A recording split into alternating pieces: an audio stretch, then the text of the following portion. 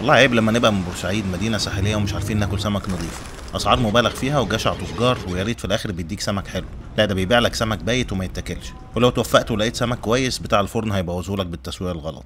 الحل في المقاطعة تاني، وفي طريقة كمان تقدر تشتري بيها سمك كويس في بورسعيد، هي إنك تنزل بنفسك على البحر تشتري من صيادين الظهرة. فاصل معاهم بس بالعقل، ما تزعلش إن هو هيبيع لك سمك بنفس سعر السماك اللي في السوق. على الأقل ده سمك مضمون إن هو بحر وطازة.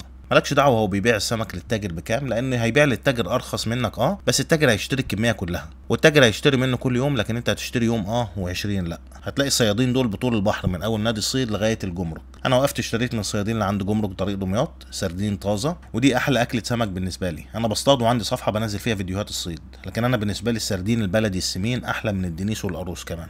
يتشوي على الصاج سواء في فرن السمك او عندك في البيت، حطه في الفرن في صينيه عليها ورق فويل من غير رده ولا اي حاجه شويه، وقلبه على الجنب التاني وخلاص. رشه ملح وليمون مع شويه السلطه والمخلل تاكل احلى اكله سمك. حبايبنا بتوع القاهره خفوا شويه، بلاش تشتروا السمك بالاسعار الخزعبليه دي، عشان التجار بيجوا هنا يشتروا انتاج المراكب كلها، بياخدوا المركب كده كلها على بعض ويطلعوا القاهره وبياخدوا السمك باسعار عاليه جدا. ده بيعمل لنا مشكله ان السمك المعروض من البحر بيبقى قليل، فسعره هيزيد، وبيدي فرصه لبتوع المزارع كمان يرفعوا الاسعار هم كمان. سلام.